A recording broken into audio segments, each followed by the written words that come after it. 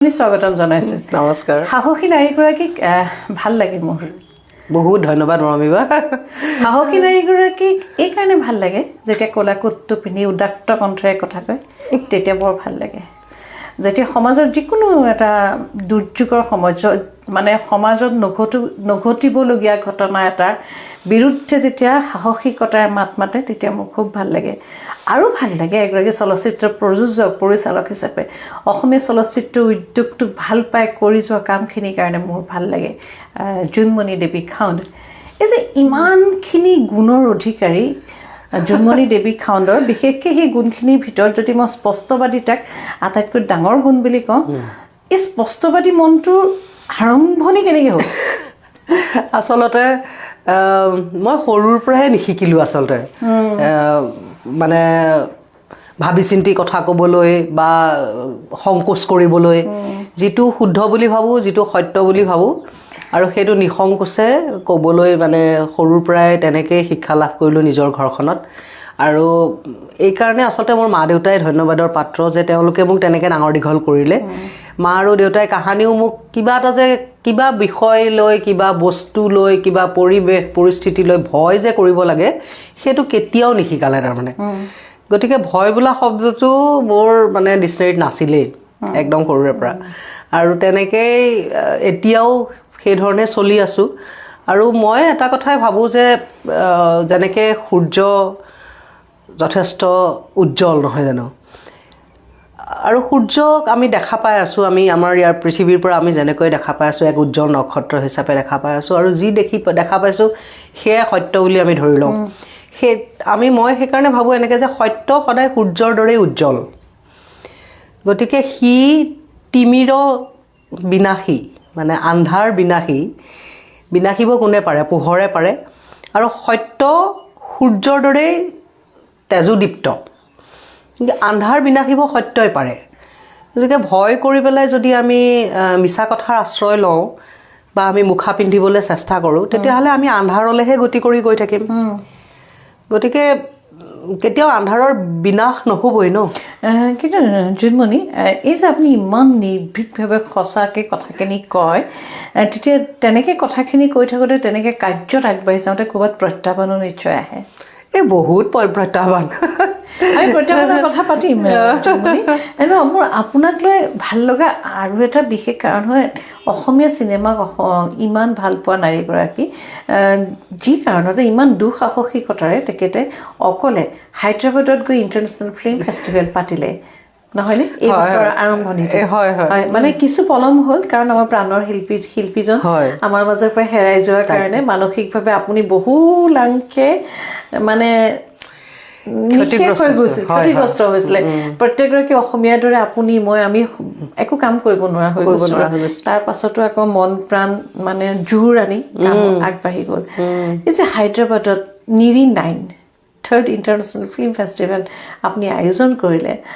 প্ৰথমতে মই এগৰাকী অসমীয়া হিচাপে আৰু আন এগৰাকী অসমীয়া সমাজ জীৱনৰ অসমীয়া সংস্কৃতিক ভাল পোৱা নাৰীলৈ প্ৰথমতে মই অভিনন্দন জনালোঁ ধন্যবাদ ইমান সুন্দৰ এটা পদক্ষেপ চেলেঞ্জিং এটা পদক্ষেপ আচলতে প্ৰত্যাহ্বানমূলক হায়দৰাবাদত নিৰি 9ৰ এইটো তৃতীয় আন্তঃৰাষ্ট্ৰীয় চলচ্চিত্ৰ মহোৎসৱ নিৰি 9 হৈছে অসমতে জন্ম হোৱা এটা OTT প্লেটফৰ্ম গতিকে যি সময়ত জন্মদাতা ময়ে গতিকে সেইটো ক'ভিড কালৰ কথা যেতিয়া ক'ভিডৰ সময়ত আমি দেখিলোঁ যে চাৰিওফালে হতাশা আৰু কাম বন্ধ মানে কি কওঁ আৰু একেবাৰে এটা মানে আমি পশ্চাৎপদ যাত্ৰা সকলোৰে এটা নহয় জানো একদম হতাশাজনক এটা পৰিৱেশ পৰিস্থিতি তেতিয়াতো একো কাম বাহিৰলৈ ওলাই যাব নোৱাৰোঁ আমি অনবৰত কৰ্মত ব্যস্ত থকা মানুহবিলাক যেতিয়া ঘৰৰ চাৰিবেৰৰ মাজত বন্দী হৈ আছোঁ তেতিয়া মই নেটফ্লিক্সত চিনেমা চাইছিলোঁ খুব আৰু সেই সময়ত মই তেতিয়া ভাবিলোঁ যে এই ডাঙৰ চিনেমাবিলাকৰ কাৰণে এইটো এটা প্লেটফৰ্ম আছে তো আমাৰ ৰিজনেল কণ্টেণ্টৰ কাৰণে প্লেটফৰ্মটো ক'ত আছে সেইবোৰ ডাঙৰ প্লেটফৰ্মেতো ৰিজনেল কণ্টেণ্ট নলয়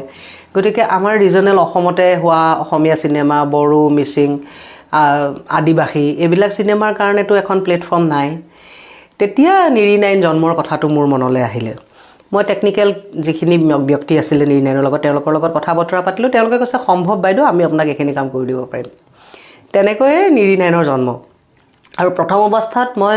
কৈছোঁ হায়দৰাবাদত মোৰ ভাষণতো কৈছোঁ যে প্ৰথম অৱস্থাত নিৰ্ণয়নৰ উদ্দেশ্য টকা ঘটা নাছিলে যে আমি নিৰ্ণয় কৰিম তাৰ পৰা বহুত পইচা ইনকাম কৰিম কিবা কৰিম তেনেকুৱা উদ্দেশ্যৰে আমি নিৰ্ণয় কৰা নাই প্ৰথম উদ্দেশ্য এইটোৱে আছিল যিটো মই আপোনাক ক'লোঁ যে এই কণ্টেণ্টখিনিৰ কাৰণে এখন প্লেটফৰ্ম লাগে আৰু 2 নম্বৰ কথাটো হৈছে সেই সময়ত আমাৰ যিখিনি মানে কাৰিকৰী ক্ষেত্ৰত জড়িত ব্যক্তি আছিল কলা কুশলী তেওঁলোকৰ কাম নাছিলে কাৰণ সকলো কাম বন্ধ হৈ আছিল প্ৰডাকশ্যনৰ কাম গতিকে তেওঁলোক আছিলে জবলেছ বুলিয়ে ক'ব পাৰি আৰু তেওঁলোকৰ ইনকাম নাছিলে তেওঁলোকৰ অৱস্থা একেবাৰে বেয়া হৈছিলে তো সেই সময়ত মই ভাবিলোঁ যে কিবা এটা কাম যদি তেওঁলোকক দিব পৰা যায় নতুন প্ৰডাকশ্যন হোৱাই নাই তেতিয়া তেওঁলোকে কিছু সকাহ পাব গতিকে জাষ্ট ক'ভিডৰ পৰৱৰ্তী সময়ছোৱাত মই বহুত 27খন ৱেব ছিৰিজৰ মই ৱৰ্ক অৰ্ডাৰ দিছিলোঁ সৰু বুলি নকওঁ মানে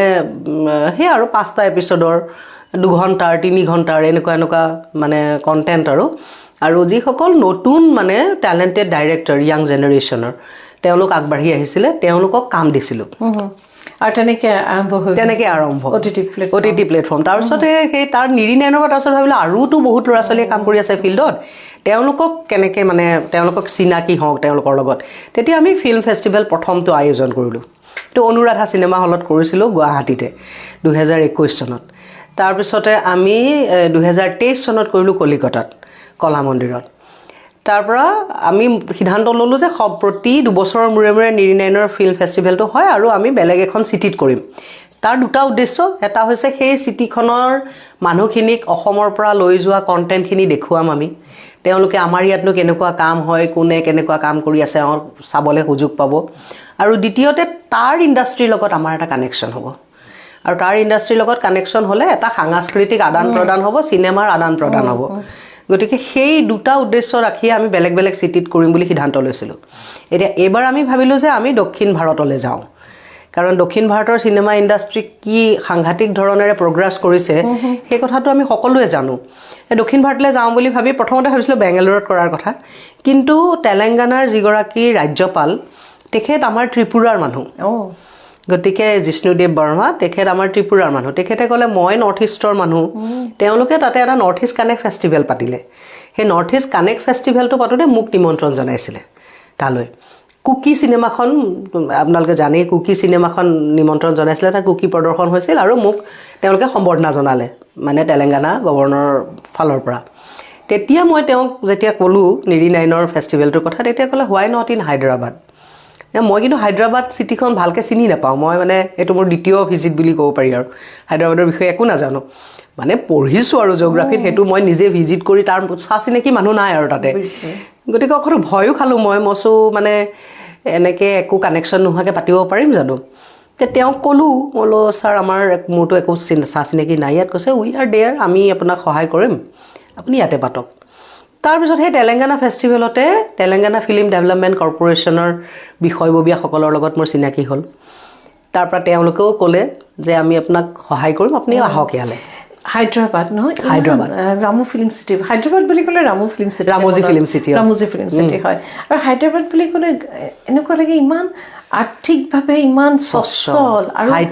হাইটেক চিটি আৰু খুব সৎ যেন লাগে ব্যক্তিসকল আৰু সাংস্কৃতিকভাৱে যেন তেওঁলোক অতি মানে সাংস্কৃতিক পথাৰখনত তেওঁলোক অতি দক্ষ একদম সঁচা কথা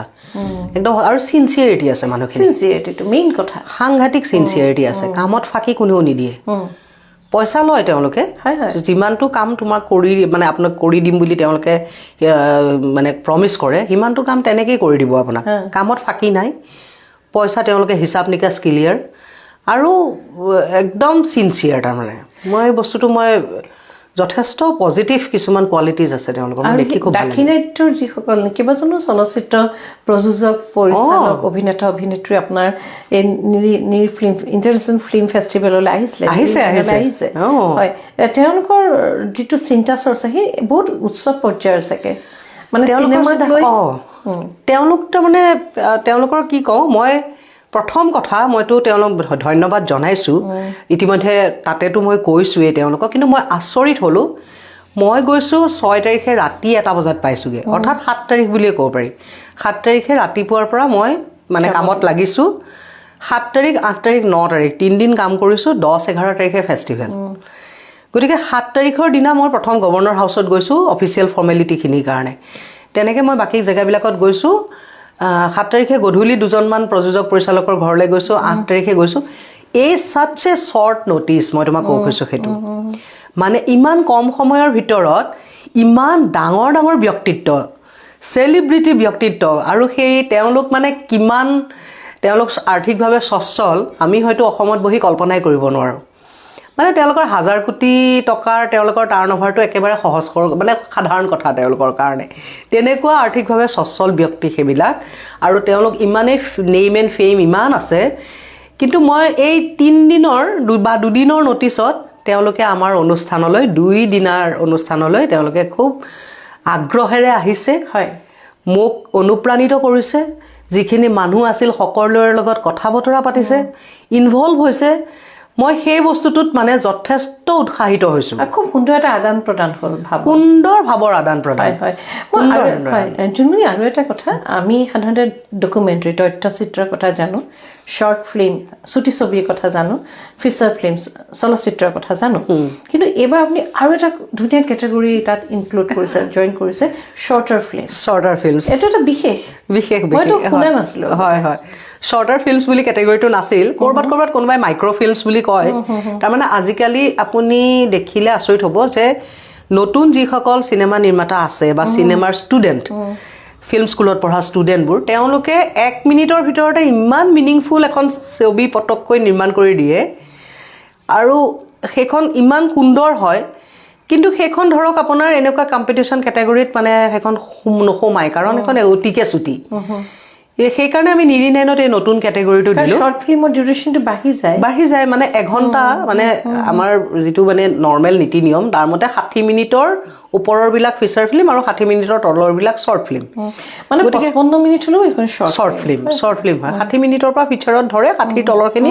শৰ্ট ফিল্মত ধৰে এতিয়া 1 মিনিটৰ চিনেমাখন 2 মিনিটৰ চিনেমাখন সেইখন চিনেমাইটো এইখন চিনেমাৰ লগত কম্পিটিশ্যন কৰি পেলাই প্ৰাইজ ল'ব নোৱাৰিব গতিকে মই ভাবিলোঁ এওঁলোককো উৎসাহিত কৰিবৰ কাৰণে আৰু এটা কেটেগৰী আমি দিয়া ভাল হ'ব সেইটো আমি 10 মিনিটৰ তলৰ যিবোৰ সেইবিলাকক আমি শৰ্টাৰ ফিল্ম কেটেগৰীত আমি দিলোঁ তাৰমানে তাত আহিছে বহুত চিনেমা আহিছে তাৰ ভিতৰত আপোনাৰ আমি তাতো প্ৰাইজ মানি ৰাখিছিলোঁ শৰ্টাৰ ফিল্ম কেটেগৰীটো প্ৰাইজ মানি ৰাখিছিলে আৰু এটা আপোনাক এইটো ইনফৰমেশ্যন দিব লাগিব যে বিশ্বৰ 15খন মানে মহোৎসৱেহে কেছ প্ৰাইজ দিয়ে আৰু তাৰ ভিতৰত নিৰিনাইন এখন কি সুন্দৰ কথা আচলতে কি জানে জোনমণি মই এটা কথা ভাবোঁ এই যে আপোনালোকে কেছ দিয়ে তাৰ দ্বাৰা কিন্তু প্ৰযোজক পৰিচালকসকল যথেষ্ট উপকৃত হয় অকমান হ'লেও উপকৃত হয়েই এতিয়া ধৰক যিসকল চলচ্চিত্ৰ নিৰ্মাতাই কোটি টকা খৰচ কৰি এখন চিনেমা বনায় তেওঁৰ কাৰণে আমি দিয়া 70,000-80,000 টকা এটা ইমান ডাঙৰ কথা নহয় বুলি মানুহে ভাবে তথাপিও হয় সেইটোৱে ইণ্টাৰনেশ্যনেল আপোনালোকৰ নামেই ইণ্টাৰনেশ্যনেল ফিল্ম ফেষ্টিভেল গতিকে দেশ বিদেশৰ বহুকেইখন ছবি আহে আমাৰ প্ৰতি বছৰে আহে কলিকতাত কৰোঁতেতো আমি ইভেন পাকিস্তানৰ পৰাও চিনেমা পাইছিলোঁ এবাৰ এখন খুব ভাল চিনেমা আহিছে গাজাৰ voice of Hind Rajab voice of Hind ৰাজাবখন মই চালোঁ এবাৰ আমাৰ ফেষ্টিভেলতে সেইখন চিনেমা চাবলৈ সুযোগ পোৱাটো ডাঙৰ কথা আৰু ইমান ধুনীয়া চিনেমা সেইখন অস্কাৰ নমিনেশ্যনত গৈছে এবাৰ আৰু সকলোৱে আশা কৰিছে ক্ৰিটিকসকলে সেইখন চিনেমাই অস্কাৰ পাব পাৰে জোনমণি আপুনি ইণ্টাৰনেশ্যনেল ফিল্ম ফেষ্টিভেলত নিজে প্ৰতিনিধি কৰিবলৈ গৈছে কান ফিল্ম ফেষ্টিভেলত আপুনি আপোনাৰ কন্যাক কুকিখন লৈ গৈছিলোঁ আৰু আপোনাৰ কন্যাই তাত খুব সুন্দৰ প্ৰদৰ্শনো কৰিছে জিলিকিছে সেই সময়ত বহুকেইজন ইণ্টাৰনেশ্যনেল আন্তঃৰাষ্ট্ৰীয় পৰ্যায়ৰ চলচ্চিত্ৰ পৰিচালকৰ লগত তেওঁ চিনাকি হৈছে নহয় জানো কান ফিল্ম ফেষ্টিভেললৈ যাবলৈ পোৱাটো বহুত ডাঙৰ কথা এটা এই যে আপোনাৰ যিখিনি অভিজ্ঞতা আপুনি লৈ আনিলে বিভিন্ন প্ৰতিযোগিতাত অংশগ্ৰহণ কৰি সেই অভিজ্ঞতাৰে ফলাফল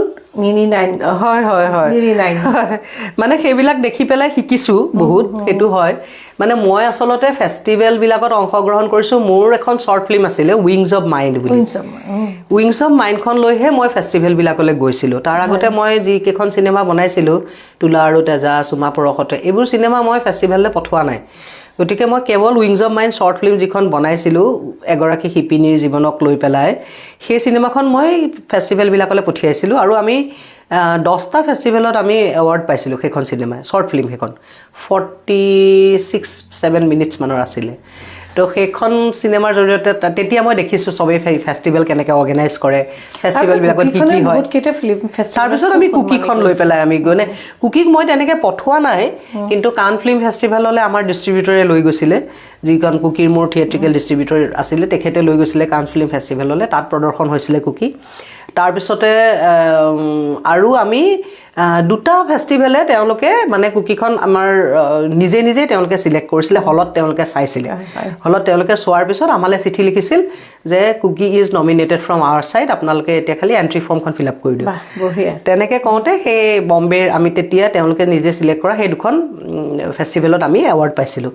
তাৰপৰা কান ফিল্ম ফেষ্টিভেলৰ মাৰ্চেডু ফিল্মত যেতিয়া কুকিখন প্ৰদৰ্শন হৈছিল, আপুনি কৈছে অলৰেডি যে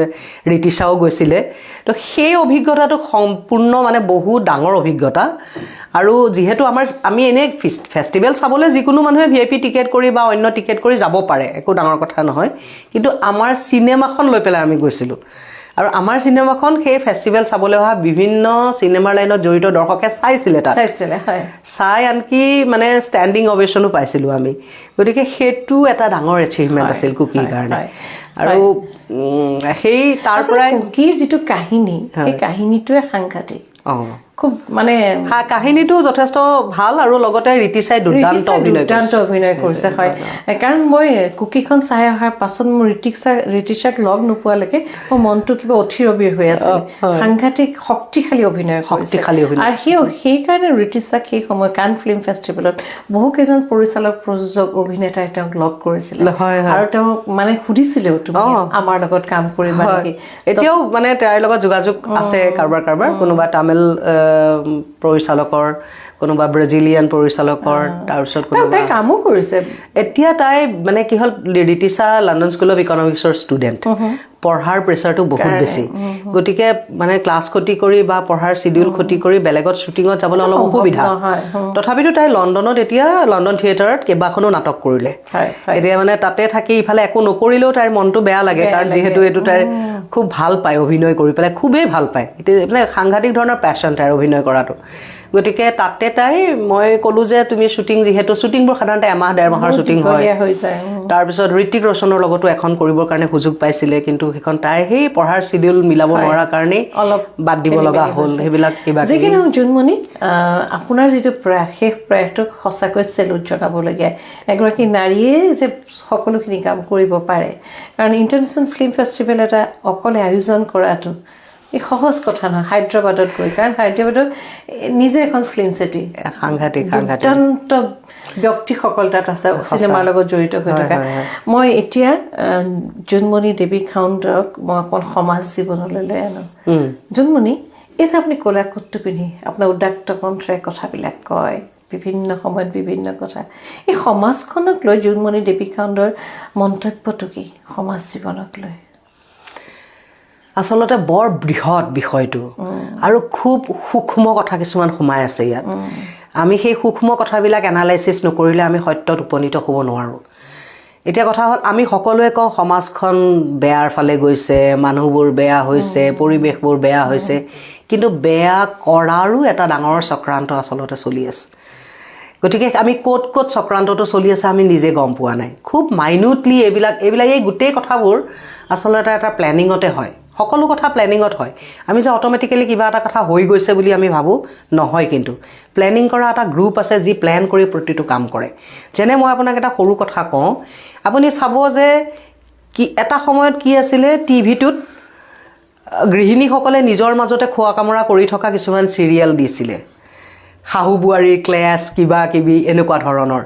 সেইটো এটা সাংঘাতিক ধৰণৰ আমাৰ প্লেনাৰসকলৰ প্লেনিঙতে হৈছিল। এতিয়া আপুনি লক্ষ্য কৰিলে দেখা পাব সাংঘাতিক ধৰণৰ কিছুমান প্ৰপাগাণ্ডা ফিল্ম, মাৰ পিট, সদায় কটা মৰা, একদম আপোনাৰ কোনখন চিনেমা ভাল, যিখন চিনেমাত একদম ব্ৰুটেলি ঘেচ ঘেচ কাটি দিছে, সেইখন চিনেমা ছুপাৰ হিট। এতিয়া কোনখন ৱেব ছিৰিজ ভাল, যিখন চিনেমাত ঠাই ঠাই মাৰি দিছে। কাৰ ক'ত কি এটা সামাজিক সম্পৰ্ক, ক'ৰবাত দেখুৱাইছে শহুৰেকৰ লগতে বোৱাৰীয়েকৰ সম্পৰ্ক, কেনেকুৱা ধৰণৰ এটা, এই গোটেই বস্তুবিলাক সমাজত মানে আচলতে কিছুমান প্লেনাৰ আছে, সেই প্লেনাৰসকলৰ প্লেনিং মতে হয় আচলতে। গতিকে এই যে মোবাইলটো নহ'লে আমি থাকিব নোৱাৰা অৱস্থা এটা হৈ গ'ল, এই মোবাইলটোৰ পৰা আমাৰ কিমান অপকাৰ হৈছে মই এদিনতে 1 মিনিটতে হয়তো ঠাৱৰ কৰিব নোৱাৰিম কিন্তু এই মোবাইলটো আপুনি স্বাস্থ্যগতভাৱে আমাৰ যে কেঞ্চাৰ পেচেণ্ট বাঢ়িছে ইমান মোবাইল ইজ এ ৰিজন আপুনি হয়তো ভাবিব নোৱাৰে মই হয়তো ভাবিব নোৱাৰো মোবাইল ফোনটো এটা ৰিজন আমাৰ কেঞ্চাৰ পেচেণ্ট ইমান বঢ়াৰ হাৰ্ট এটেক হাৰ্টৰ পেচেণ্ট বঢ়াৰ এইটো এটা কাৰণ প্ৰেছাৰ ষ্ট্ৰোক বঢ়াৰ এইটো এটা কাৰণ তাৰোপৰি এই যে মানসিক ৰোগী বাঢ়িছে এই যে আমি নিসংগ হৈ গৈছো এই যে আমি এই বাকষ্টৰ মাজত লাহে লাহে বন্দী হৈ গৈছো এই যে আমি চাব আপুনি প্ৰতি সৰু সৰু ল'ৰা ছোৱালী ডিপ্ৰেছনৰ শিকাৰ আৰু এটা জুনমনি আপোনাৰ আপুনি যে যোৰহাটৰ ছোৱালী মানে সেই সময়ত আপুনি যেতিয়া স্কুল বা কলেজৰ ছাত্ৰী আছিল তেতিয়া আপোনালোকৰ ঘৰখন আলহী অতিথি ভৰি আছিল আৰু কেতিয়াবা এনেকুৱা দূৰ দূৰণিৰ মিতিৰো আহিব কাম কৰিব আপোনালোকৰ ঘৰত ভাত সাজ খাই বাছলে বোলে দেৰি হ'ল থাকি দিলে ৰাতি থাকি দিলে দুদিন এনেকুৱা আছিলে আমনিও নাপাইছিলে কোনো নাপাইছিলে এতিয়া আমাৰ কামো নাই সময়ো নাই আৰু এটা কথা আপুনি মনত আছে নেবাৰ ধৰি ললো আপোনালোকৰ পৰিয়ালত কোনোবা এগৰাকীৰ বিয়া এই বিয়ালে কিন্তু আমাৰ পেহিদেউ মাহিদেউ খুৰীদেউহঁত এমাহ মানৰ আগতে আহিব আৰু ঢালাই বিচনা কৰাটো আমাৰ নিয়ম ঢালাই বিচনা কৰিব পেহিদেউ মাহিদেউ খুৰীদেউ জেঠাইদেউ তেওঁলোকে এমাহ মানৰ পৰা আহি পেলাই গোটেই কাম বন কৰি চিজিল কৰি বিয়াৰ পাছত বোলে থাকি দিলে আজিকালি সেইবিলাক সাধু কথা নহয় সেইবোৰ সাধু কথা এতিয়া সেইবোৰ একদমেই সাধু কথা এতিয়া বিবাহ ভৱনত বিয়া আমি সাজি কাচি গলো অলপ সময় বহিলো বিয়াখন খালো তাৰপিছত গুচি আহিলো কেইটামান সেলফি তুলিলো আৰু গুচি আহিলো আৰু সেই সেলফি আপোনাৰ মুঠতে নিজে সাজপাৰ কৰি পেলাই গলো ফটো দুখনমান তুলিলো কাৰো লগতো কেতিয়াবা ফটো তোলা নহয় অকলে তোলে আৰু সেইকেইখন ছ'চিয়েল মিডিয়াত দিলো সিমানতে আমাৰ শেষ গতিকে জীৱনটো ক'ৰ পৰা ক'লৈ গৈছে এতিয়া আপুনি যে ক'লে ক'লা কোটটো পিন্ধি পেলাই মই আচলতে মই ভাবো মই যে ল পঢ়িলো এটো মোৰ কাৰণে বিৰাট ডাঙৰ এপাত মানে মোৰ অস্ত্ৰ আৰু মোৰ শক্তি মই আইনৰ দুটা কথা পঢ়িছো শিকিছো এতিয়াও শিকি আছো আইনৰ ষ্টুডেন্ট মই এতিয়াও এই আইনৰ ষ্টুডেন্ট হোৱাটো মোৰ কাৰণে এটা ডাঙৰ শক্তি কাৰণ এই শক্তিটো লৈ এই অস্ত্ৰপাত লৈ মই মানুহৰ কাষ চাপিব পাৰিছো কাৰণ মানুহে এতিয়া মোৰ কেতিয়াবা কিয় বেয়া লাগে জানেনে যেতিয়া ইনষ্টিটিউচনবোৰ ফেইল কৰা নিজে দেখি আছো ন আপুনি মানুহবিলাকে জাস্টিস পোৱা নাই ইমান আশাৰে আহিছে মানুহবিলাকে ক'তটো নিজৰ অধিকাৰ সাব্যস্ত কৰিব পৰা নাই এই গোটেই কথাবোৰ যেতিয়া দেখি আছো আৰু খুব আশালৈ যেতিয়া মানুহবোৰ আমাৰ ওচৰলৈ আহি পেলাই কয় বাইদেউ আপুনি উদ্ধাৰ কৰি দিব লাগে আৰু মই যেতিয়া জানো যে এই মেৰপেছবিলাকৰ মাজত মই তেওঁক কিমান % মানে জাস্টিস দিব পাৰিম মই কিমান % উদ্ধাৰ কৰিব পাৰিম তেওঁক সেই কথাবোৰ মানে মোৰ হেৰি হয় কিন্তু অন্তৰ্দ্বন্দ হয় কিন্তু তাৰ পিছতো মই ভাবো যে মোৰ ওচৰত এই অস্ত্ৰপাতটো অন্তত আছে তেওঁলোকৰ ওচৰতো এই পাতো নাই গতিকে তেওঁলোকে মোৰ ওচৰত থকা এই অস্ত্ৰপাতৰ কাৰণে মোৰ কাখলৈ আহিছে মই কাৰণে যিমান পাৰো চেষ্টা কৰো যাতে মই তেওঁলোকক সঠিক সাৰ্ভিস দিব পাৰো আৰু খুব মানে কি লাগে জান নিজকে মানে এটো মোৰ দায়িত্ব বুলি ভাবো মই ৰেসপন্সিবল বুলি ভাবো মোৰ ওচৰলৈ অহা মানুহখিনিক তেওঁলোকৰ ন্যায় প্ৰাপ্তিৰ যাত্ৰাত যিমান পাৰি সহযোগিতা কৰাটো মোৰ এটা ডাঙৰ দায়িত্ব মই তেনেকৈ ভাবো গতিকে কিন্তু সেই ধৰণেৰে নাভাবি এইটো কেৱল পইচা ঘটাৰ আহিলা হিচাপে ভবা মোৰ নিচিনা বহুত আছে সহকৰ্মী বহুত মোৰ লগতে আছে গতিকে তেওঁলোকৰ কাৰণে কিন্তু সেই মানুহগৰাকীৰ মানে ন্যায় যাত্ৰাটো গুৰুত্বপূৰ্ণ নহয় তেওঁৰ পৰা কিমান বেছি পাৰি ধৰক পইচা আমি ফিজ ল'বই লাগিব কাৰণ আমি দৰমহা নাপাওঁ আৰু আপোনালোকে যথেষ্ট ফিল্ড ভিজিট কৰিব লাগে তথ্য যোগাৰ কৰিব লাগে তথ্য যোগাৰ আৰু মানে কি হয় আমি এইটো এটা গ্ৰুপ প্ৰফেশ্যন উকালতিটো আচলতে অকলে কৰা প্ৰফেশ্যন নহয় এতিয়া মোৰ তলতো বহুত মোৰ জুনিয়ৰ মোৰ কলিগ আছে মোৰ ওপৰতো মোৰ সিনিয়ৰ কলিগ আছে কেতিয়াবা আমি টিম হিচাপে কাম কৰো গতিকে অকল এজন নহয় আমি গোটেই সকলোৰে নিজৰ খা খৰচ আছে আকৌ গোটেই কামখিনি প্ৰচিডিউৰ ডকুমেন্ট গোটোৱা মেলাত খৰচা পাতি আছে গতিকে আমি কিছু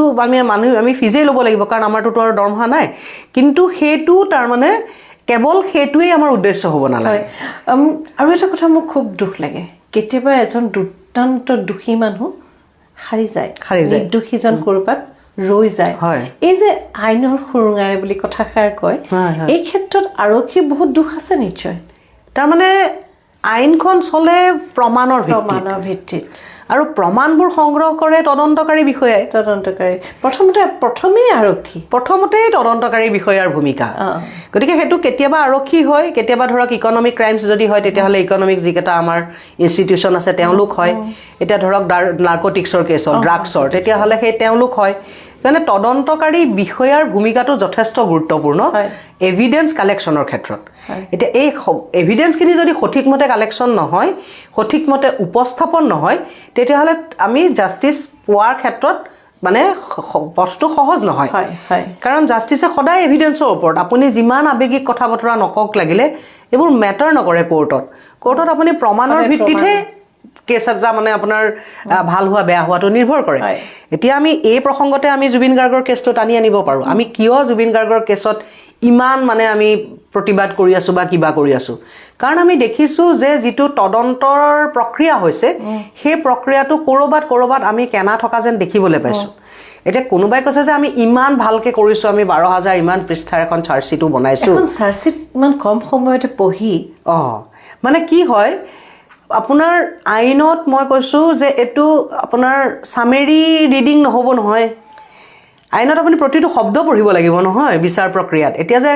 বিচাৰ প্ৰক্ৰিয়া দীঘলীয়া হয় কাৰণে মানুহে কোৰ্টক গালি পাৰে তাৰিখ পে তাৰিখ মানুহে সমালোচনা কৰে কিন্তু তাৰিখ পে তাৰিখ ইজ কম্পালচৰি কাৰণ আইনত আপুনি প্ৰতিটো শব্দ আপুনি চাব লাগিব ন চামেৰী ৰিডিং কৰিলে নহ'ব নহয় আপুনি প্ৰযোজ্য হয় প্ৰতিটো ধাৰা প্ৰযোজ্য হয় এটা শব্দত এটা চিটুৱেশ্যনৰ অৰ্থ বেলেগ হৈ যাব পাৰে গতিকে প্ৰত্যেকটো কথা কালি এতিয়া আমাৰ এটা গোচৰ আছিলে ফেমিলি কোৰ্টত চিভিল তেখেতে প্ৰিন্সিপাল জাজে আমাৰ দুগৰাকী এডভকেট মই ৰেছপণ্ডেণ্টৰ এগৰাকী পিটিশ্যনাৰ দুয়োগৰাকী এডভকেটকে জাজে সেই কথাটো কৈছে যে আপুনি কাগজ এখন দি দিব মই লৈ ল'ম তেনেকৈ নহয় কথাটো আণ্ডাৰ হোৱাট ছেকশ্যন এই কাগজখন আপুনি মোক প্ৰডিউচ কৰিব আৰু আণ্ডাৰ হোৱাট ছেকশ্যন মই এই কাগজখন ল'ম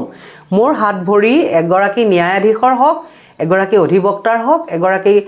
ক্লায়েণ্টৰ হওক সকলোৰে গোটেই বস্তুটো এটা প্ৰচিডিঅ'ৰ বন্দী হৈ আছে প্ৰচিডিঅ'ৰটো ফ'ল' কৰিব লাগিব আৰু সেই প্ৰচিডিঅ'ৰটো আইনখনত আছে আইনৰ ধাৰামতে যাব লাগিব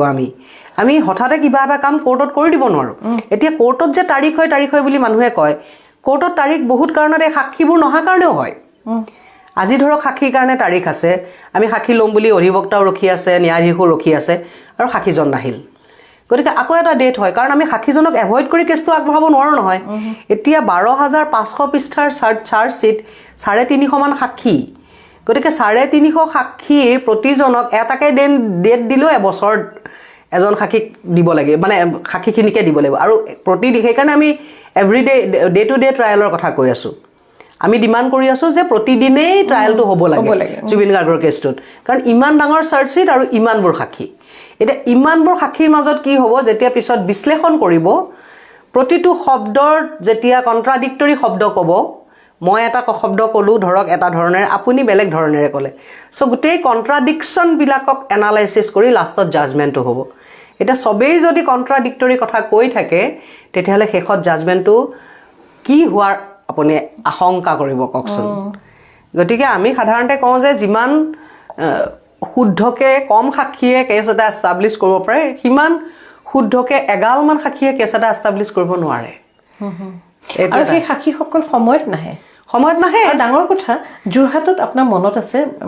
যোৰহাটৰ মাজমজিয়াত এজন যুৱ নেতা ছাত্ৰ নেতা এজনক খুব নিৰ্মমভাৱে মানুহে মাৰি দিলে মাৰি তেওঁক মাৰি পেলালে সেইটো এটা বৰ দুখ লগা কথা তাৰ পাছতো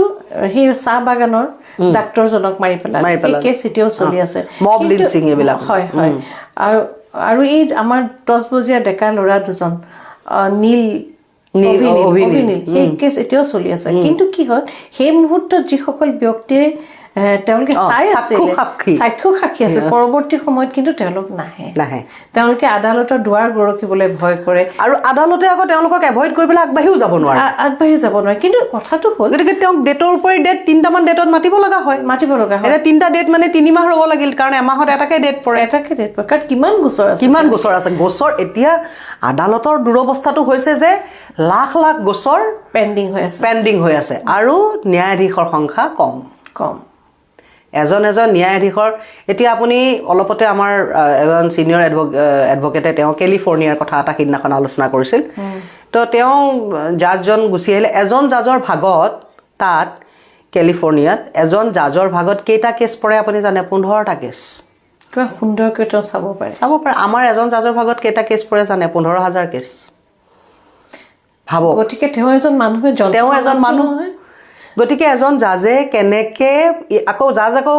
ঢিলাই দিলেও নহ'ব নহয়, তেওঁ পাল মাৰি পেলাই কেছটো চালেও নহ'ব নহয়, তেওঁতো প্ৰতিটো কেছ ভালকৈ চাব লাগিব পুংখানুপুংখভাৱে। গতিকে ঘটনাবিলাক ভিতৰত ক'ত ক'ত কেৰনবোৰ চলি আছে আমাৰ দেশত, সেই কথাবোৰ আপুনি আচলতে এনালাইচিছ খুব কম মানুহে কৰে। আচলতে ৰাইজৰ সচেতনতাটো খুবেই প্ৰয়োজন। ৰাইজ আৰু চৰকাৰবিলাক আমাৰ একদম ইৰেছপনচিবল চৰকাৰ। ভাৰতবৰ্ষত মই দল নিৰ্বিশেষে যি দলেই নহওক লাগে, দল ডাজেণ্ট মেটাৰ, কিন্তু একেবাৰে ইৰেছপনচিবল চৰকাৰ, যদিও ভাৰতবৰ্ষক এখন ৰেছপনচিবল গণতন্ত্ৰ বুলি কোৱা হয়। আমাক ভাৰতবৰ্ষখনকতো এখন ৰেছপনচিবল ডেমক্ৰেচি বুলিয়ে কয় ন, যে মানে দায়িত্বশীল গণতন্ত্ৰ আমাৰ চৰকাৰখন। কিন্তু আমাৰ সঁচাকৈয়ে চৰকাৰখন যথেষ্ট ইৰেছপনচিবল, কাৰণ এজন ডাক্তৰে কেইজন ৰোগী চাব লাগে, কেইজন ৰোগীক ভালকৈ চাব পাৰিব? ডাক্তৰজনটো হিউমেন বিইং, তেওঁ দিনটোত কেইজন ৰোগীক ভালকৈ চাব পাৰিব? আপুনি civil hospital, government medical college এইবিলাকত গৈ আপুনি ৰোগীৰ লাইনবোৰ চাবচোন,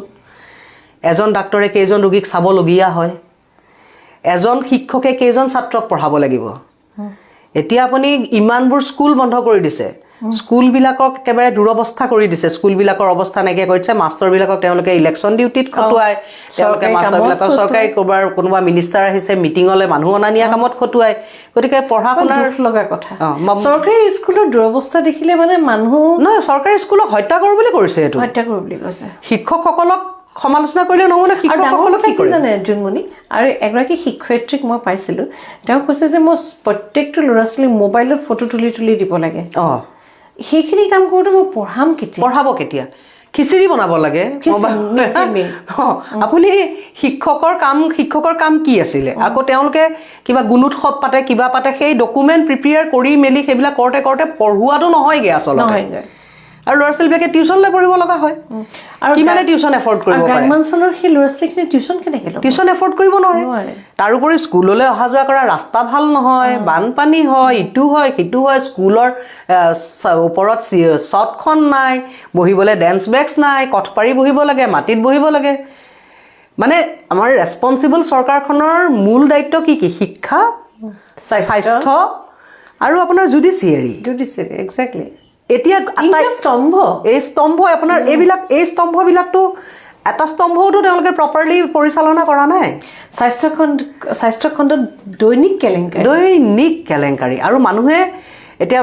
কথাটো হৈছে প্ৰাইভেট নাৰ্ছিং হোম, তাৰ আমাৰ যিমানেই চৰকাৰী আমাৰ মানে বিনামূলীয়া চিকিৎসাটো আমাৰ নাইকিয়া হৈ যাব, সিমানেই ব্যক্তিগত চিকিৎসা খণ্ডৰ উন্নতি হ'ব। আৰু উপায় নাই, মানুহতো যাবই লাগিব, তেওঁ নিজৰ স্বাস্থ্যৰ কাৰণে তালৈকে যাব লাগিব। ঘৰৰ মাটি বাৰী বন্ধকত দি বেচি মেলি হ'লেও স্বাস্থ্যৰ কাৰণে তালৈ যাব লাগিব। এতিয়া চৰকাৰী স্কুলবিলাকৰ অৱস্থা যেতিয়া বেয়া হয়, এতিয়া আপুনি মই সচেতন অভিভাৱক হিচাপে আমাৰ ল'ৰা ছোৱালী ভাল ব্যক্তিগত স্কুলতে পঢ়াবলৈ পঠিয়াম। এতিয়া আমি কিয় আপুনি আপোনাৰ বাচ্চাটোক চৰকাৰী স্কুলত পঢ়োৱা নাই বুলি মোক সমালোচনা কৰিলেতো নহ'ব, কাৰণ চৰকাৰী স্কুলখন পঢ়ুৱাব নোৱাৰা অৱস্থালৈ লৈ গৈছে কোনে? লৈ গৈছে চৰকাৰখনে। গতিকে তেওঁলোকৰ উদ্দেশ্য কি? তেওঁলোকে কিন্তু ব্যক্তিগত খণ্ডৰ স্কুলবিলাকৰ মালিক, চৰকাৰৰ লগত জড়িত হোৱা মানুহবিলাকে। গতিকে ল'ৰা ছোৱালী চৰকাৰী স্কুললৈ নিনি ব্যক্তিগত খণ্ডৰ স্কুলবিলাকলৈ লৈ যোৱাৰ ফলত তেওঁলোকৰে লাভ হৈছে। গতিকে সেইটো ব্যৱসায়ৰ ফাললৈ লৈ গৈছে। স্বাস্থ্য শিক্ষাৰ যেতিয়া ব্যৱসায় হৈ গৈছে, তেতিয়া সেইখন সমাজত আপুনি এখন সুস্থ সমাজ আশা কেনেকৈ কৰিব? সুস্থ সমাজ বুলি কওঁতে জোনমণি মোৰ আৰু এটা কথা মনত পৰিছে, এগৰাকী অধিবক্তাক মই সুধিব বিচাৰিছোঁ। তাৰোপৰি সামাজিকভাৱে অতি সচেতন এগৰাকী নাৰীক সুধিব বিচাৰিছোঁ, ওমেন এণ্ড ক্ৰাইম, মহিলা আৰু অপৰাধ দিনক দিনে যে ইমান বেছি বাঢ়ি গৈছে, ইয়াৰ মই এটা কাৰণ ভাবিছোঁ, কিন্তু মই আপোনাক সুধিছোঁ, আপুনি তাৰ কাৰণটো কি বুলি ভাবে? মানে মহিলাৰ ওপৰত যিটো অত্যাচাৰ, ক্ৰাইম,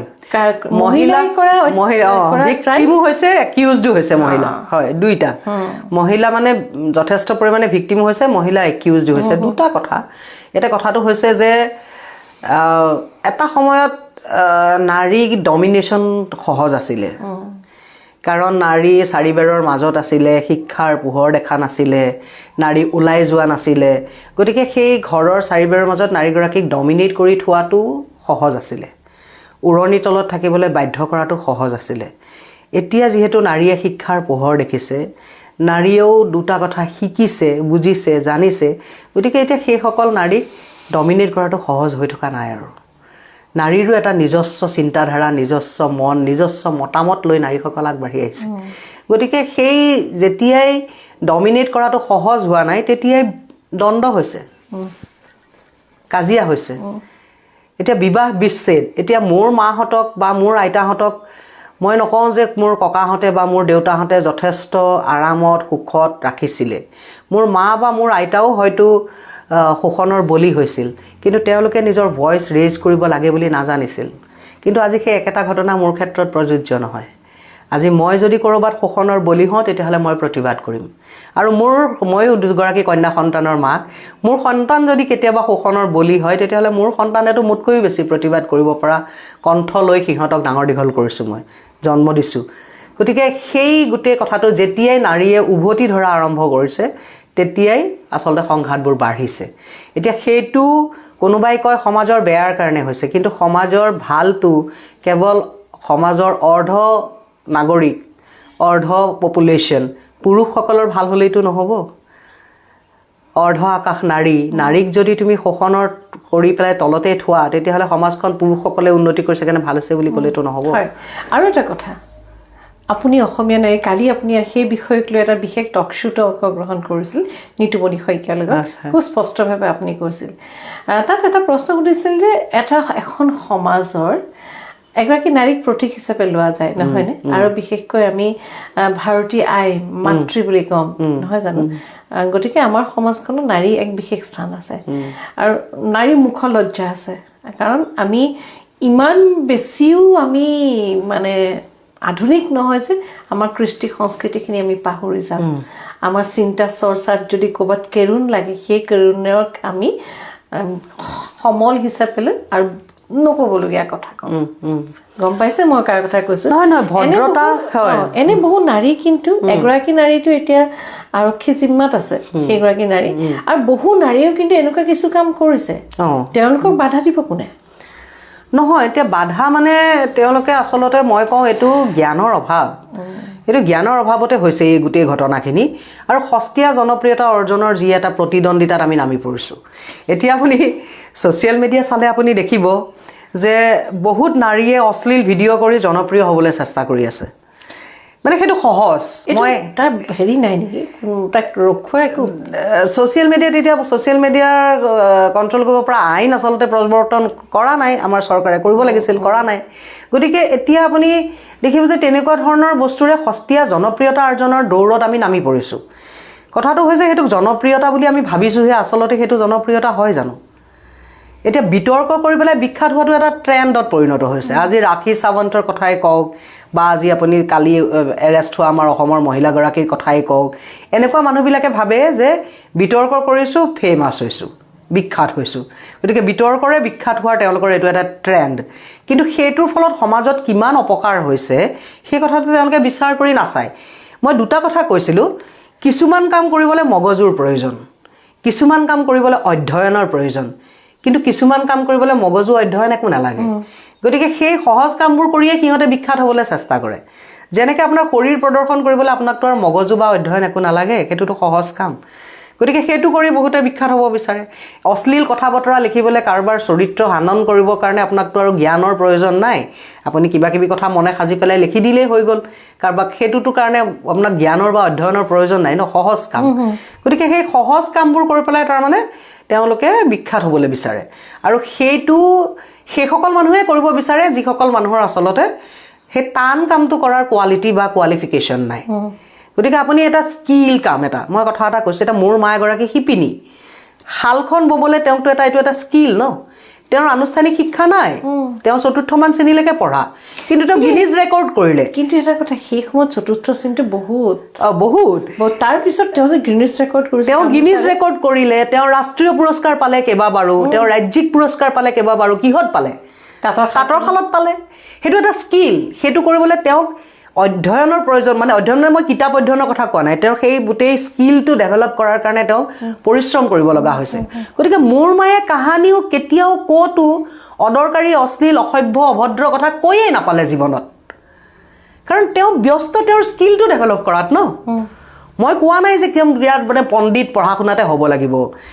তেওঁ সেই স্কিলটো ডেভেলপ কৰাত তেওঁ ইমানেই ব্যস্ত যে এইবিলাক অদৰকাৰী কথাৰ কাৰণে তেওঁৰ ওচৰত সময় নাছিল তেনেকৈ আজি ডক্টৰ ৰীতা চৌধুৰী বাইদেউ এগৰাকী পণ্ডিত মহিলা পঢ়া শুনা লিখা মেলা এইবিলাকত ইমানেই ব্যস্ত যে তেওঁ এনেকুৱা ধৰণৰ অদৰকাৰী কথা ক'বলৈ নাযায় বুজি পাইছেনে এই ধৰণৰ অদৰকাৰী কথা ক'বলৈ কোনবিলাক ব্যক্তি যায় যিবিলাকৰ কোনো কাম বন নাই যিবিলাকে একেবাৰে সস্তীয়া কাম কৰাৰ বাদে তেওঁলোকৰ কোনো কোৱালিফিকেশ্যনো নাই তেওঁলোকে সেইবোৰ কাম কৰিবলৈ যাব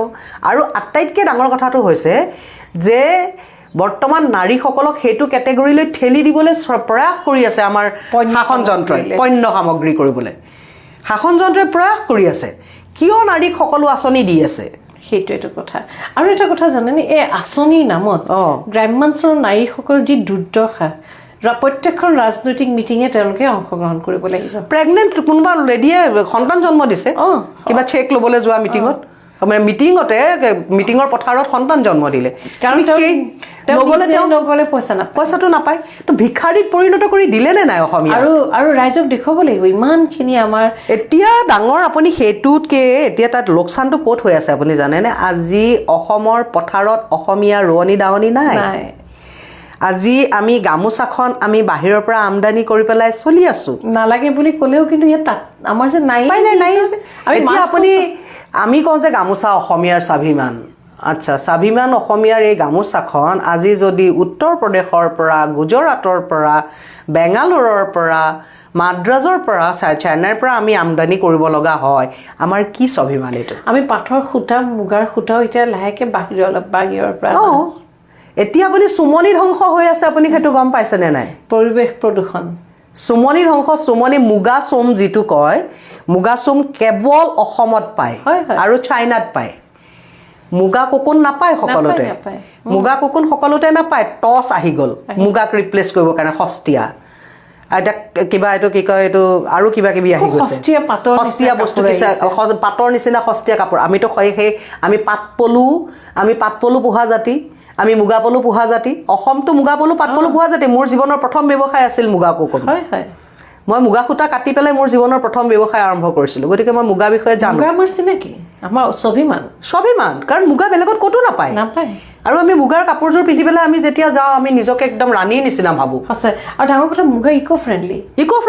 বিভিন্ন প্ৰান্তলৈ মুগাৰ সামগ্ৰী যায় ইক' ফ্ৰেণ্ডলি কাৰণ এইটো অৰ্গেনিক বস্তু ন ইয়াত কোনো কেমিকেল নাই নহয় এইটোতো পলুটোৰ মুখৰ পৰা অহা আঁহটোহে এইটোতো সম্পূৰ্ণৰূপে এটা অৰ্গেনিক বস্তু ন আৰু য'ত মুগাৰ চুমনি থাকে ইমান এটা সেউজ সুন্দৰ পৰিৱেশ হ'ব লাগিব আৰু এনভাইৰনমেণ্ট আপোনাৰ থাকিব নালাগে এতিয়া লাহে লাহে নাইকিয়া হৈ গৈছে চুমনি কাটিছে এতিয়া আপোনাক মই কওঁ এইটো কথা চুমনি কাটি কি চাহ বাগান হ'ব নেকি নহয় চুমনি কাটিতো চাহ বাগান হ'লেই বহুত জেগাত আৰু এতিয়া আপোনাক মই আৰু এটা কথা কওঁ যিটো মই এতিয়ালৈকে ক'তো কোৱা নাই আৰু বেলেগ কোনেও এতিয়ালৈকে কোৱা নাই ময়ে আৰম্ভ কৰিছোঁ আপোনাৰ শ্ব'তে সেইটো হৈছে বৃন্দাবনী বস্ত্ৰখন আহিব নহয় অসমলৈ আমিতো খুবেই আগ্ৰহেৰে বাট চাই আছোঁ 1.5 বছৰৰ কাৰণে অসমত বৃন্দাবনী বস্ত্ৰখন থ'ব তাৰ কাৰণে এটা বিশেষ মিউজিয়াম বনাব ক'ত বনাব আপুনি জানেনে ক'ত বনাব খানাপাৰাত ৰেশম বিভাগৰ যিখন চুমনি আছে চুমনিখন কাটি তাত মিউজিয়াম বনাব আৰু জেগা নাই আৰু তাতে বনাই 1.5 বছৰৰ কাৰণে তাত বস্ত্ৰখন থৈ 1.5 বছৰৰ পিছতো লৈ যাব তাৰপিছত যে চুমনিখন কাটি মাটিখিনি আজৰি কৰিলে সেই মাটিখিনি কোনে ল'ব অসমৰ বিশেষ উদ্যোগী মহিলাই ল'ব কিহৰ কাৰণে ল'ব তেওঁৰ ব্যক্তিগত খণ্ডৰ কিবা হোটেল বা ৰিজৰ্ট বনাবৰ কাৰণে ল'ব এই কথাষাৰ মই ফাদিল কৰিলোঁ আজি আপোনাৰ শ্ব'ত প্ৰথম হয়নে নহয় আপোনালোকে অনাগত ভৱিষ্যতত চাই থাকক এখন চুমনি শেষ কৰি দিব এখন চুমনি সৃষ্টি কৰিবলৈ কিমান সময় লাগে এই যে চুমনিখনৰ চুমনি এখন গছ থাকিলেই নহ'ব নহয় তাত পলুৱে বাহু ল'ব লাগিব সেই গোটেই প্ৰক্ৰিয়াটো যেতিয়া হৈ গ'ল তাৰপিছত আপুনি তাক খাস্তাং কৰিব কাটি আজি জুবিন থাকিলে চিঞৰিলে হয় যেনেকৈ দীঘলী পুখুৰীৰ গছ কেইজোপাৰ কাৰণে চিঞৰিছিল আজি জুবিন মৰি গ'ল পিছদিনে গছ কাটি শেষ কংক্ৰিটৰ উন্নয়ন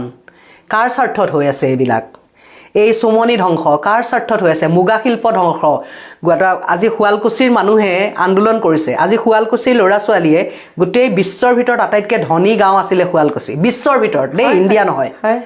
বিশ্বৰ ভিতৰত ধনী গাঁও আছিলে শুৱালকুছি সেই শুৱালকুছিৰ ল'ৰা ছোৱালী আজিকালি চেলছ বয় এই মলবিলাকত চাকৰি কৰে চিকিউৰিটি গাৰ্ডৰ চাকৰি কৰে এই যে আপুনি পিন্ধি আছে ঢোলবিৰিটো হয় আমি গৌৰৱ কৰোঁ সেই আমাৰ অসমীয়া গহনা, কিন্তু এতিয়া অসমীয়া গহনা ক'ৰ পৰা আহে এতিয়া অসমীয়া গহনা? আৰু সেই অসমীয়া গহনাৰ গহটো নাই অসমীয়া গহনাৰ নিচিনা কিছুমান অতি সস্তীয়া গহনা যেতিয়া আমি ফেঞ্চি বজাৰ দোকানত পাওঁ, যেতিয়া সুধো এয়া কি হয়, তেওঁলোকে নাজানে। জানিব কেনেকে? তেওঁলোকে ঢোলবিৰি চিনি পায় নে, গলপতা চিনি পায়? এইবিলাক এতিয়া পাতসোণেৰে কৰা ঢোলবিৰি এইবিলাক। মানে পাতসোণ মানে হৈছে সোণটোকে পাতলকে তেওঁলোকে পাতৰ নিচিনা কৰি লৈ পেলাই সেইটোৱেদি মানে কৰি লগাই সেইটো বস্তু এটা লা দি পেলাই তাৰ ওপৰত কৰে। এতিয়াতো নহয় এলুমিনিয়াম আহি গৈছে সেইবিলাক বস্তু। আমাৰ নতুন ল'ৰা ছোৱালীবিলাকে ভাবে সেয়ে অসমীয়া গহনা, কিন্তু যি অসমীয়া প্লাষ্টিকৰ মণি, প্লাষ্টিকৰ এইবিলাকতো আমি পোৱাল মণি পিন্ধিছিল আমাৰ মাহঁতে, মতামণি, গামখাৰু কিমান আছিলে আমাৰ, নহয়নে? এতিয়া আমাৰ বৰপতীয়াৰ এটা নিজস্ব শৈলী, তাৰপিছত নগাঁৱৰ এটা নিজস্ব শৈলী, যোৰহাটৰ এটা নিজস্ব শৈলী। তথাপিতো বাৰু আমাৰ ইয়াত বনোৱাখিনি আমাৰ সেইটোৱে চহকী আছে। আমাৰ ইয়াত বনোৱাখিনি তথাপিতো প্ৰত্যেকে নিজৰ শৈলীৰে ধুনীয়াকে এটা নিজস্বতা আছিল। এই নিজস্বতাটো নাই। এতিয়া আমাৰ অসমীয়া যিখন গামোচা, সেই গামোচাখনৰ দুইফালে ফুল নাথাকে, এফালে ফুল থাকে, ফুলটোৰ দুই কাষে দুটা পান কটা থাকে আৰু সিফালে আঁচু থাকে। আমি দুইফালে ফুল থাকিলেতো গোসাঁই কাপোৰ সেইখনতো আমাৰ গামোচা ডিঙিত মানুহে নলয়। এতিয়া কি হৈ আছে, এতিয়া মানুহে আজিকালি মই যিমান অনুষ্ঠান পাতো মই সদায় কপাহী সূতাৰ গামোচাবিলাকেই দিওঁ। মই কোনোবা মিনিষ্টাৰক আদৰণি জনাবলৈ গ'লো, ডাঙৰ চেলিব্ৰিটিক দিলেও মই কপাহী সূতাৰ গামোচাই দিওঁ, কাৰণ সেইখনৰ নামেই হৈছে গামোচা, যাতে তুমি কাইলৈ সেইখনেৰে গা মুচিব পাৰা। এতিয়া সেই পাটৰ গামোচা, মুগাৰ গামোচা এইবোৰতো আমাৰ সংস্কৃতি নাছিল। পাটৰ নিচিনা এইটো এটা চিল্ক এটা আহিছে, এইটো কিবা সস্তীয়া BPL চিল্ক কিবা বুলি কয়, বাহিৰৰ পৰা আহে, এইটো বেনাৰছৰ পৰা আহে। গতিকে এই গোটেই বস্তুবিলাকেৰে সমাজখন আমাৰ অৰ্থনীতিটো ধ্বংস কৰা হৈছে। এতিয়া যে আঁচনিৰ কথা আমি পাতিলো, এই আঁচনিবিলাকৰ ফলতে আজি গাঁৱত দাৱনী, ৰোৱনী, শিপিনী একো নাই, নোহোৱা হৈ গৈছে। বুজি পাইছে? গতিকে সেই ঠাইবোৰ কোনে লৈছে? এতিয়া তুমি কৈ আছা বাংলাদেশী খেদা, কিন্তু সেই সকলো স্কিলতটো বাংলাদেশী লেবাৰ শ্ৰমিকসকলেতো আমিয়ে ব্যৱহাৰ কৰি আছো। কাৰণ ধান চপাবলৈ মানুহ নাই, ধানখিনিতো চপাবই লাগিব। কাৰ পৰা মানুহ আনিম? আমি আকৌ নাই, হালোৱা নাই। আৰু ঠিক আছে, আমি বাৰু ট্ৰেক্টৰ ব্যৱহাৰ কৰিছো, ঠিক আছে, ডাঙৰি বান্ধি পেলাই অনা মানুহ নাই, শাক পাচলিৰ খেতি কৰা মানুহ নাই। ঘৰত আমাৰ মাটি আছে, আমি তাত শাক পাচলিৰ খেতি কৰা মানুহ নাই। আৰু ডাঙৰ কথা কি জানে, এই যে আমি আঁচনিবিলাক দিলো গ্ৰাম্যাঞ্চলৰ সেই সৰল মহিলাসকল, পইচা পালে মোবাইল এটা কিনিব, কি কৰিব? মোবাইলটোৱে কি কৰিব? মোবাইলটোৰ পৰা তেওঁলোকেতো ChatGPT বা তেওঁলোকে AI টুলছ ব্যৱহাৰ কৰি পেলাই কিবাটো স্কিল ডেভেলপমেণ্ট নকৰে। তেওঁলোকে শ্বৰ্টছেই বনাব। আৰু কেনেকুৱা শ্বৰ্টছ বনাব? তেওঁলোকে চুটি কাপোৰ পিন্ধি পেলাই শ্বৰ্টছ বনাব। অদৰকাৰী কিছুমান কথা, বিয়নি মেলৰ কথাবিলাক লৈয়ে তেওঁলোকে শ্বৰ্টছ বনাব। তাৰ মাজত ক্ৰিয়েটিভ কামো বহুতে কৰি আছে, বহুতে ভাল কণ্টেণ্ট, বহুত ভাল বিষয়বস্তু লৈ পেলাই কাম কৰি আছে। তেওঁলোকক মই ধন্যবাদ জনাইছো। সেইটো তেওঁলোকে যথেষ্ট ভাল কাম কৰি আছে। বহু মহিলাক আমি এইখিনি ধন্যবাদো জনাব লাগিব। তেওঁলোকে পিঠা পনা খুব ধুনীয়াকৈ তৈয়াৰ কৰিছে, আৰু তাৰপিছত তেওঁলোকে বহুত ৰেচিপিও দিছে। সেইসকলক কিন্তু সঁচাকৈ ধন্যবাদ দিবলগীয়া। কিন্তু আপুনি একে সময়তে আমাৰ দীঘলী পুখুৰীৰ পাৰত বা এইফালে আপোনাৰ খানাপাৰাৰ ফালে এইবিলাকত বিহুৰ সময়ত যে মেলাবোৰ হয়, সেই পিঠাবোৰ কিন্তু আমাৰ অসমীয়া বোৱাৰীয়ে বনোৱা পিঠা নহয়। সেই মেলাবিলাকত যে দম পিঠাবিলাক উলিয়াই, সেই পিঠাবোৰ আমাৰ অসমীয়া বোৱাৰী জীয়ৰীয়ে বনোৱা পিঠা নহয়। সেইবোৰ ক'ৰ পৰা আহিছে? অতি বেয়া খাবলৈ, অতি মানে পচা বস্তু সেইটো। আৰু সেইটো বস্তু আমাৰতো তিলপিঠা যেতিয়া আমি বনাওঁ, আমি পিঠাগুড়িটো এনেকুৱা ধৰণে পিঠাগুড়িটো খুন্দা যায় যে খুন্দোতেই তাতে আঠাটো থাকে। সেইটো আমি এনেকৈ মেলি দিওঁ আৰু লাহেকৈ তাত তিল দি পেলাই আমি নুৰিয়াই দিওঁ। কিন্তু এতিয়া তাতে পানী দি তেওঁলোকে আঠাটো কৰে, সেইকাৰণে পিঠাটো পচি যায়। আৰু বিদেশীসকল মানে অনা অসমীয়া যিসকল লোকে, তেওঁলোকে ভাবে অসমীয়া পিঠা এনেকুৱা। কিন্তু সেই পিঠাবোৰ বনাইছে কোনে? গতিকে সেই গোটেই বস্তুটো মই যে কওঁ সকলো কথা প্লেনিঙত হয় বুলি মই আপোনাক কৈছোঁ যে আমাৰ শ্ৰম কৰিব পৰা কেপাচিটিটো, আমাৰ যিটো ক্ষমতা আছে, সেইটোক নিঃশেষ কৰাৰ চক্ৰান্ততে এই আঁচনিবোৰ দি থকা হৈছে। কাৰণ যেতিয়া আপুনি শ্ৰম কৰি খাব, আপুনি স্বাভিমানী হ'ব ন। আজি মনমৰমী মহন্তক কোনোবাই জানো টকা 500-1000 দি কিনিব পাৰিব? কাৰণ মনমৰমী মহন্তৰ মগজু আছে ন, নিজে শ্ৰম কৰি খায়। গতিকে যেতিয়া আপোনাৰ নিজৰ শ্ৰমৰ ধন আপোনাৰ নাথাকিব, আপোনাৰ স্বাভিমানো নাথাকিব। গতিকে আপোনাক সহজতে আপুনি উঠ ক'লে উঠ, বহ ক'লে বহ কৰিব। গতিকে যেতিয়ালৈকে আজি লক্ষীপ্ৰভা বৰদলৈ মোৰ মাকটো কোনো মানুহে লাখ টকা কোটি টকা দিও কিনিব নোৱাৰে, কাৰণ তেওঁ শিপিনী হ'ব পাৰে কিন্তু স্বাভিমানী আছে। নিজে ইনকাম কৰি চলিছে ন কাৰণ এটা কথা জোনমণি আমাৰ সমাজত এগৰাকী শিপিনীৰ যিটো মৰ্যাদা যিখন আসন অতি বেছি সেই আহোম ৰমণীসকলৰ দিনৰ পৰা আৰম্ভ কৰি আমাৰ আপোনাৰ আইতা গান্ধীজীয়ে কৈ গৈছিল অসমীয়া তিৰোতাই শালত সপোন ৰচিব জানে তাঁতৰ শালত সপোন ৰচিব জানে গান্ধীজীয়ে কৈ গৈছিল হয় আমাৰ সেই আহোম ৰমণীসকল নিজে নিশাৰ ভিতৰত কবচ কাপোৰ বৈ শ্ৰমিক যুদ্ধ ক্ষেত্ৰলৈ পঠায় তাতকৈ আৰু এগৰাকী শিপিনী মৰ্যাদাৰ কথা বেলেগে ক'ব লাগে কলৈ গ'ল সেই নিপুণতা আমাৰ নাই সেই নিপুণতা আমাৰ কলৈ গ'ল এতিয়া কথাটো হৈছে যে মই আপোনাক এটা কথা কওঁ মানে মই ঠিক আছে মই পঢ়া শুনা কৰিবলৈ ওলাই আহিলোঁ মই সেইখন ঘৰৰ পৰা ওলাই আহিলোঁ ওকালতি পঢ়িলোঁ মই বেলেগ এটা লাইনত মই স্কিলটো নিজৰ ডেভেলপ কৰিলোঁ ওকালতি লাইনত মই স্কিলটো ডেভেলপ কৰিলোঁ কিন্তু মই এতিয়াও মই শাল ব'ব জানো মই ড্ৰবাই ছেটতো ফুল তুলিব জানো মই জেকাৰ্ডতো ফুল তুলিব জানো মই জানো মই সেইখিনি শিকিয়ে আহিছোঁ কিন্তু মই যদিও মই পঢ়া শুনা কৰিছোঁ সেইখিনি স্কিল মোৰ আছে কাৰণ মই সেইখন ঘৰৰ পৰা আহিছোঁ মোৰ মায়ে শিকাইছে মোক সৰুতে মোৰ বাই ভনী গোটেইকেইজনীয়ে জানে কিন্তু মই এতিয়া আপোনাক এটা কথা ক'ব খুজিছোঁ যে বেলেগ বেলেগ স্কিলত যোৱা কিন্তু একো স্কিল নোহোৱাকৈ থকাসকল কি আজি বহুত মহিলাই এতিয়া কিবা উদ্যমিতাৰ পইচা পাইছে ভাল কথা সেয়া পইচা পাইছে সেই পইচাৰে তেওঁলোকে উদ্যমিতাৰে উদ্যোগ কিবা কৰিছেনে আৰু সঁচাকৈ উদ্যোগ কৰা সকলক পইচা দিছেনে নে কাক দিছে পইচা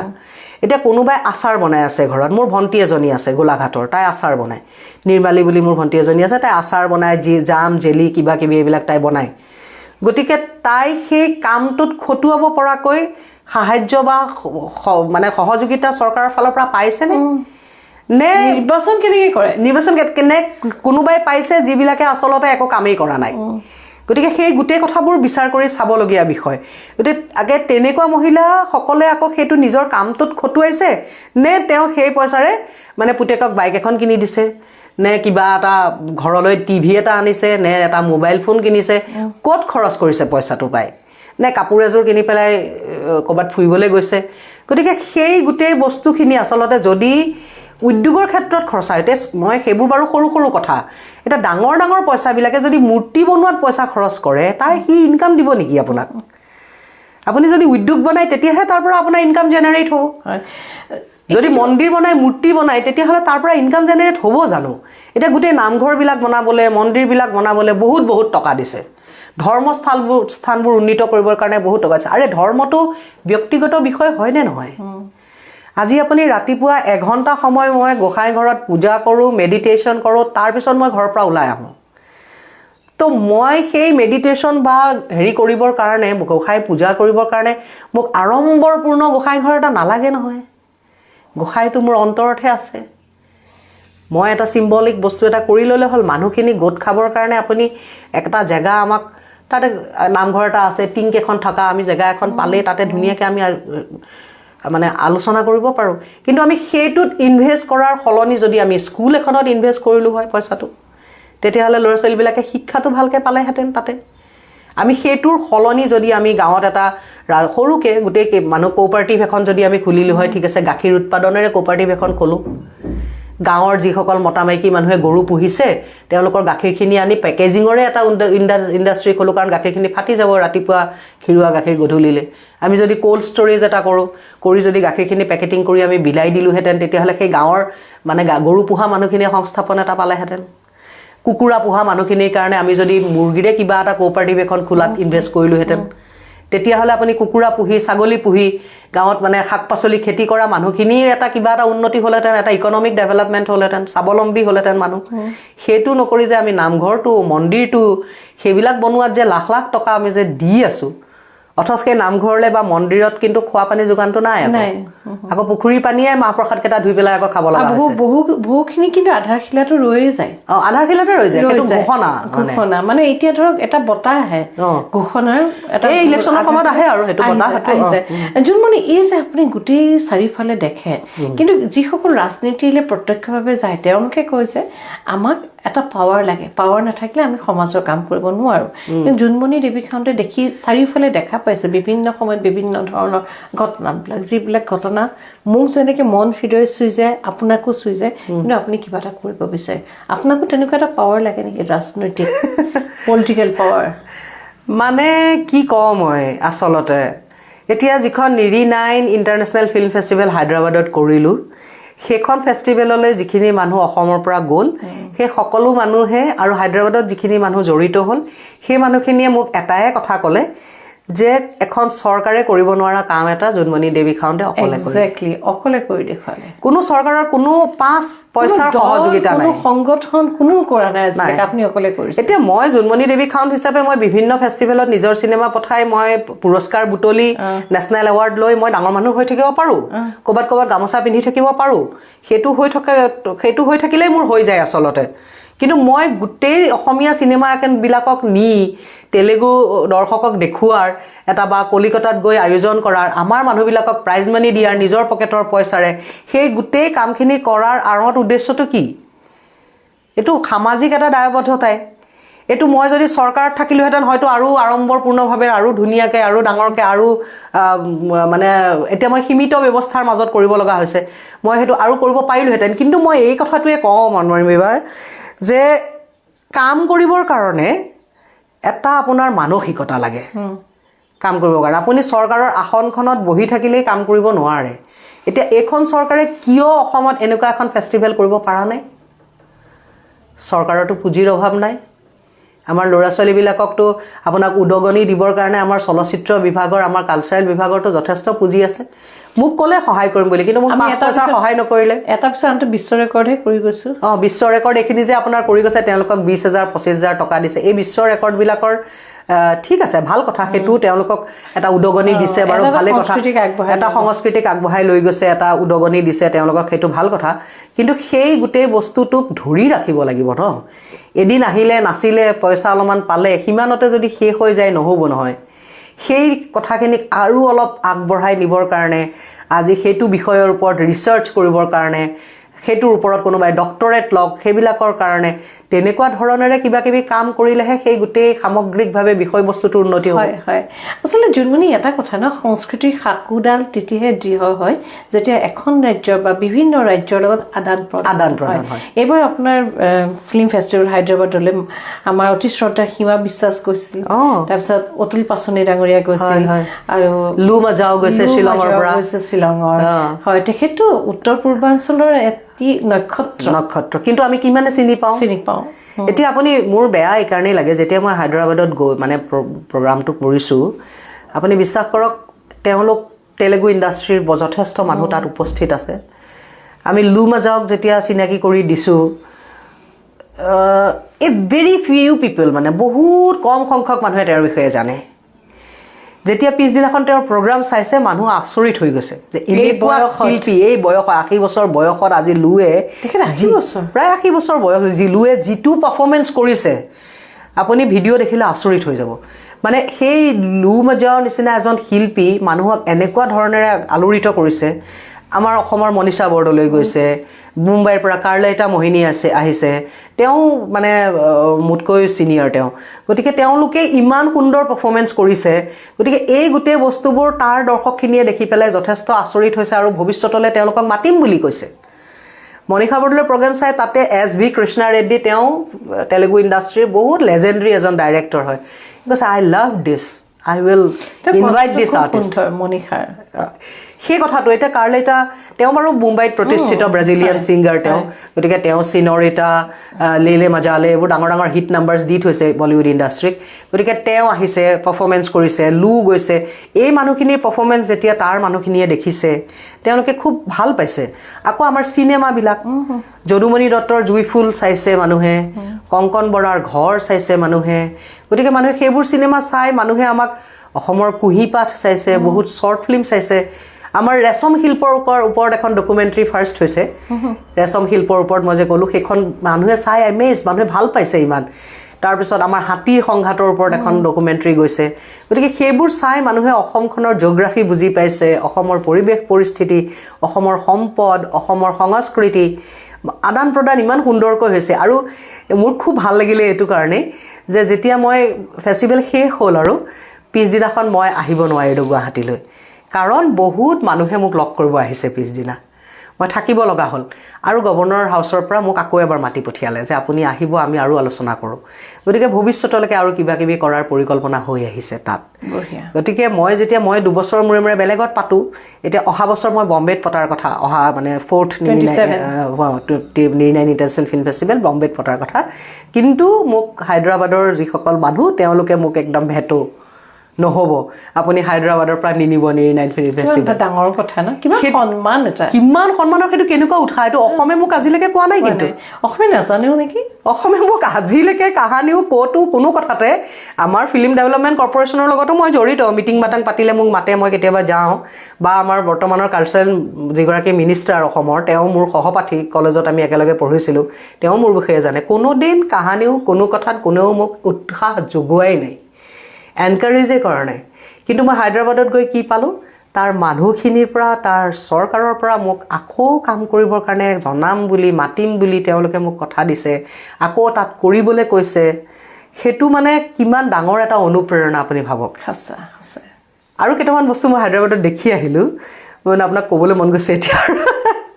সেইটো হৈছে যে চিনেমাৰ উপৰিও যেতিয়া আমি ৰাস্তাত গৈ আছোঁ মানে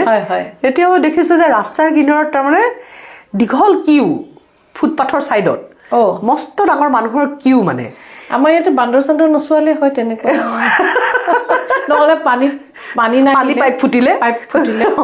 মস্ত ডাঙৰ কিউ মই তাৰপিছত ভাবিলোঁ বোলো এইটো ডাঙৰ কিউ কি এনেকৈ চাই পেলাই দেখিছোঁ এঠাইত দেখিছোঁ ডাঙৰ হাণ্ডি লৈ বিৰিয়ানী বিলাই আছে হায়দৰাবাদী বিৰিয়ানী ভাল কোৱালিটি তাৰপিছতে তাৰপৰা মই মোৰ লগত এজন MS প্ৰসাদ বুলি তেওঁ এজন তাৰে মানুহ হয় তেওঁ আছিলে তেওঁ সুধিলোঁ মই কৈছোঁ ছাৰ ইয়ে কিয়া হে তেওঁ তেতিয়া ক'লে যে এইটো মানে বিৰিয়ানী মই কৈছোঁ ফ্ৰী কৈছে নহয় 5 টকা বোলো 5 টকাত বিৰিয়ানী তেওঁ কৈছে এইটো হয় আমাৰ মানে মানুহখিনি হাজিৰা চাজিৰা কৰিবলৈ গাঁৱৰ মানুহখিনি টাউনলৈ ওলাই আহে কাম পালেতো পালেই যদি নাপায় তেওঁলোকে অন্ততঃ দুপৰীয়াৰ খাদ্যটো পাওক সেইকাৰণে সেইটো চৰকাৰে কৰিছে ব্যৱস্থা কি ডাঙৰ কথা ভাবক ফ্ৰীকে দিয়াও নাই কিন্তু মূল্যও লৈছে 5 টকা কিন্তু 5 টকাত আপোনাক 100 টকীয়া 150 টকীয়া খাদ্যটো যোগান দিছে খুব পৰিষ্কাৰ পৰিচ্ছন্ন ধুনীয়া হাইজেনিক একদম তেওঁলোকে খাই আকৌ কাগজ খিলা বা প্লেটখন তাতে পেলাই দিয়ে সেইটো আপুনি হায়দৰাবাদতো কোনো জেগাতে আপুনি এটুকুৰা কাগজো দেখা নাপায় ক'তো দেখা নাপায় সেইবোৰ চব চিষ্টেমেটিক সেইটো দেখি মই অলপ ভাল লাগিলে মোৰ মনটো কৈছোঁ বা এইটো চৰকাৰ মই ভাবিছোঁ কোনোবা ধনী মানুহে চাগে NGOৰ পৰা কৰিছে আৰু এইটো কাম তেতিয়া তেওঁ সুধিলোঁ কৈছে নহয় আমাৰ চৰকাৰে কৰিছে কিমান ডাঙৰ কথা সেই এটা ব্যৱস্থাখিনি কলিকতাতো আছে যিসকল অৰ্থনৈতিকভাৱে দৈন্য তেওঁলোকৰ চিকিৎসা তেওঁলোকৰ খাদ্য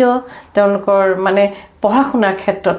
কলিকতাৰ মুখ্যমন্ত্ৰীয়ে কিন্তু বহুত কাম কৰিছে আৰু সেইবাবে আমাদেৰ মমতা দিদি প্ৰত্যেকে ভাল পায় আচলতে সৰ্বসাধাৰণৰ কাৰণে চিন্তা নকৰিলে কিন্তু এখন দেশ কেতিয়াও উন্নতি হ'ব নোৱাৰে যোনমনি খুব ভাল লাগে আৰু এটা কথা কওঁ মই আপোনাক হায়দৰাবাদত মই ভিখাৰী নেদেখিলোঁ জানে আমাৰ যে শুক্লেশ্বৰ ঘাটত লাইন পাতি VIP আহিলে যে আঁতৰাই দিয়ে মানুহখিনি VIP আহিলে আঁতৰাই দিয়ে মুম্বাইততো আপুনি যাবই নোৱাৰে তাতেতো আপোনাৰ দিল্লীততো আপুনি যাবই নোৱাৰে আপুনি মানে ছিগনেলততো আপুনি পায়েই বহুত মানুহ মই হায়দৰাবাদৰ প্ৰতিটো ছিগনেলত চাইছোঁ ক'তো নাই এখন ডাঙৰ চিটি হিচাপে হয়তো থাকিব বুলি মই ভাবিছিলোঁ ক'তো নাই তেতিয়া মই মোৰ ড্ৰাইভাৰজনক সুধিলোঁ মই চব यहाँ पे বেগাৰ্ছ नहीं है তেওঁ ক'লে চৰকাৰে মানে কোনোবা যদি তেনেকুৱা দেখে চৰকাৰে উঠাই লৈ যায় কি কৰে তেওঁ বোলে এটা শেল্টাৰ হোম তেওঁলোকে জেগাই জেগাই বনাই দিছে তেওঁলোকক থকা খোৱাৰ সমস্ত ব্যৱস্থা আৰু সৰু ল'ৰা ছোৱালীবিলাকৰ কাৰণে শিক্ষাৰ ব্যৱস্থা আপুনি ভাবক উঠাই লৈ গৈ শেল্টাৰ হোমত থাকোঁতে সেই মানুহজন সেই ভিক্ষাৰীজন এদিন কিবা এটা প্ৰডাক্ট কামৰ কাৰণে লাগিছে আৰু তাত সেইবোৰ দিয়ক তেওঁলোকক মানে স্কিল কিবা কিবি যোনে যি বনায় সেই সৰু সৰু কিবা কাঠৰ পুতলা বনায় তেওঁলোকে সৰু সৰু কাঠৰ